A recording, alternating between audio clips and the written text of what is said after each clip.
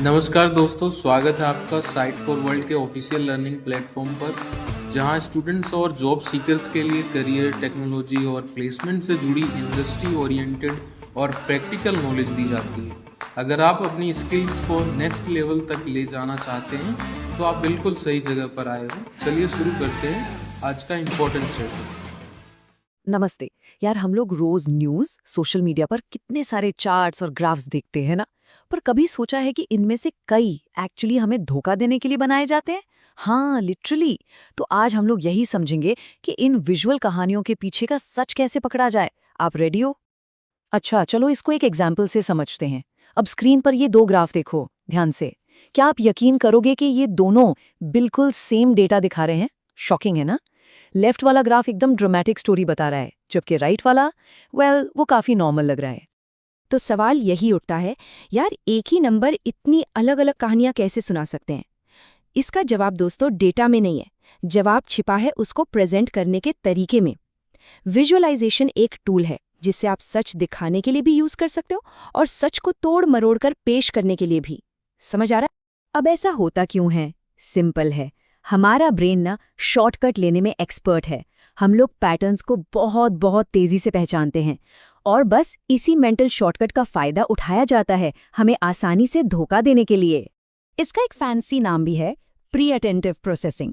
मतलब ये वो चीज है जो आपका ब्रेन मिली सेकेंड्स में प्रोसेस कर लेता है, इससे पहले कि आप कॉन्शियसली उस पर ध्यान दो। जैसे कलर, शेप या साइज, हमारा दिमाग इनको एकदम से नोटिस कर लेता है। और यही रीजन है कि ये विजुअल ट्रिक्स इतनी असरदार होती हैं। फोकस बना हुआ है ना? इसको समझने के लिए गेस्टाल्ट प्रिंसिपल्स हेल्प करते हैं। ये बेसिकली बताते हैं कि हमारा दिमाग अधूरी इन्फॉर्मेशन को जोड़कर एक पूरी पिक्चर कैसे बनाता है। जैसे हम पास पास रखी चीजों को एक ग्रुप समझ लेते हैं, एक जैसी दिखने वाली चीजों को भी एक साथ ग्रुप कर देते हैं, और कहीं गैप हो तो दिमाग उसको ऑटोमैटिकली फिल कर लेता है। और बस यही आदत हमें इन विजुअल धोखों का शिकार बना देती है। तो ठीक है, प्रॉब्लम तो समझ आ गई, लेकिन इन धोखों को पहचाने कैसे? चलो अब एक प्रैक्टिकल टूलकिट देखते हैं, एक चेकलिस्ट जिसको यूज करके आप किसी भी डेटा विजुअलाइजेशन को क्रिटिकली एनालाइज कर सकते हो और उस पे सवाल उठा सकते हो। रेडी हो अगले स्टेप के लिए?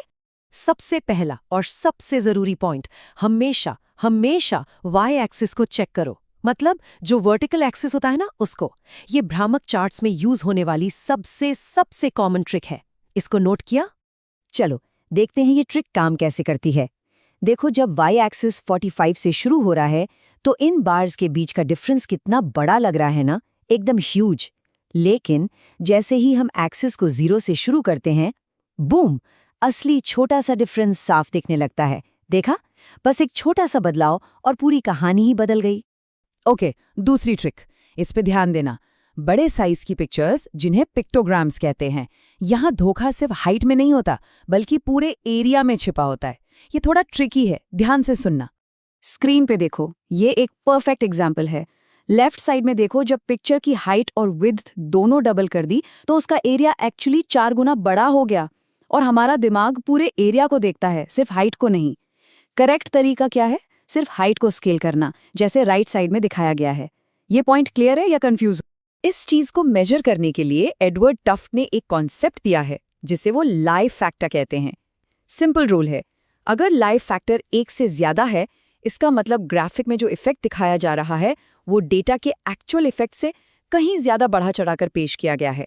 इंटरेस्टिंग है ना? तीसरी वार्निंग, 3D इफेक्ट्स से बच के रहना। हाँ, देखने में कूल लगते हैं, स्टाइल के लिए यूज होते हैं, लेकिन ये क्लैरिटी को खत्म कर देते हैं और डेटा को डिस्टॉर्ट कर सकते हैं। तो स्टाइल के चक्कर में मत पड़ना।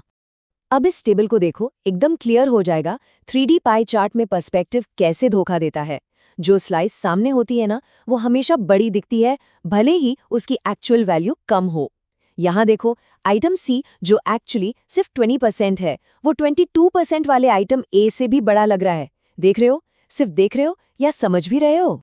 चलो अब बात करते हैं कलर की।